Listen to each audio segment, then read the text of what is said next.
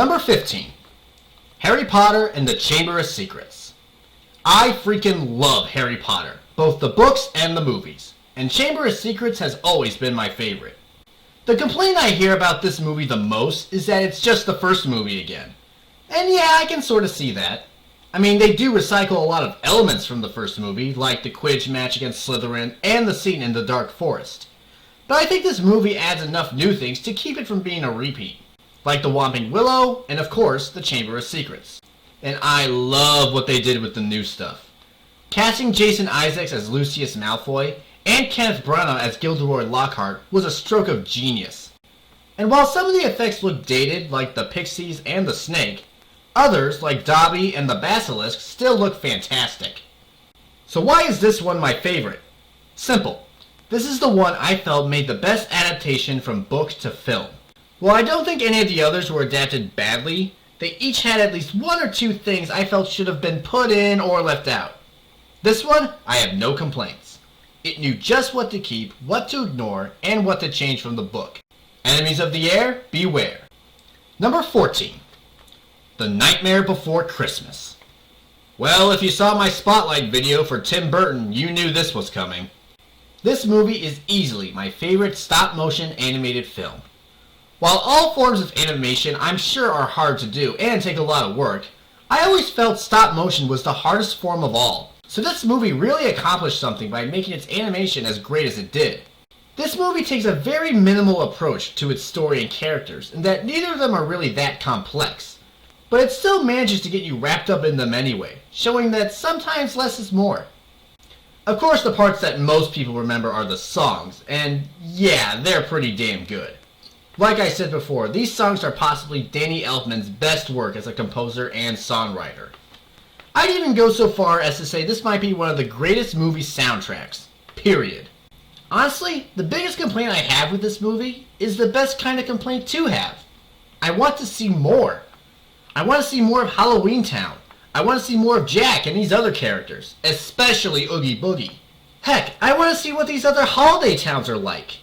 I mean, I can't imagine a St. Patrick's Day town or Thanksgiving town would be anything that interesting, but if it's made by the same creative minds that brought us this movie, I'd check it out anyway.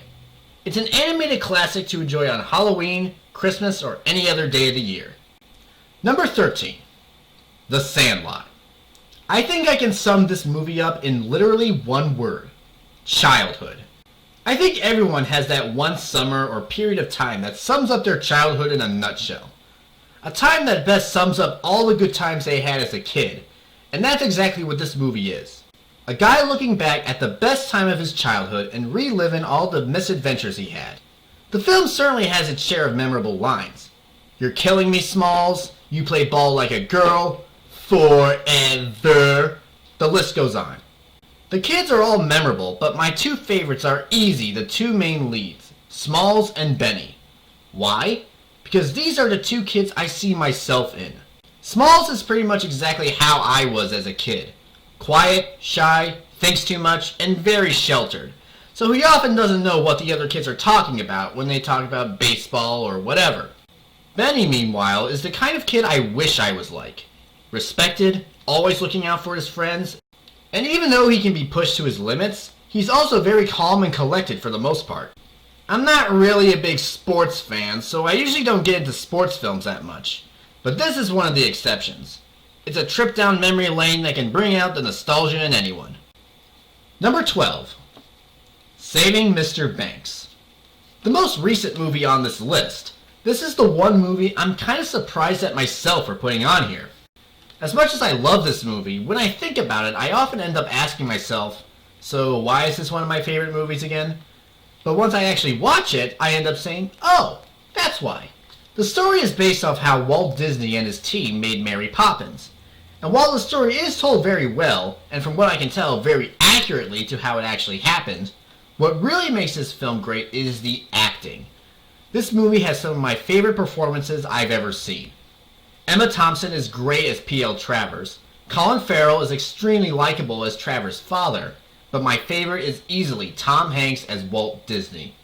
I was surprised to find out that some people were skeptical of this casting and thought it would bomb. But I'm happy to say I was psyched about this performance from the moment I heard about it, and it definitely exceeded my expectations. The film is also full of references to the Mary Poppins movie to make its fans happy, but thankfully they don't take focus away from the story. The flashbacks to Trevor's childhood also make her very relatable, and not just a bitchy stick in the mud. You wouldn't think a movie about making a movie would be that interesting, but this film still manages to deliver the same amount of Disney magic as any other, and it's definitely one of my favorites.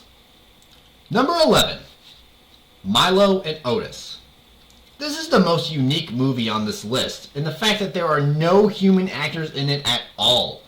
You have Dudley Moore narrating, but other than that, nothing. And the animals don't talk either. So aside from the narration, this movie's story is told completely visually. How many other films like that are out there? Not that many.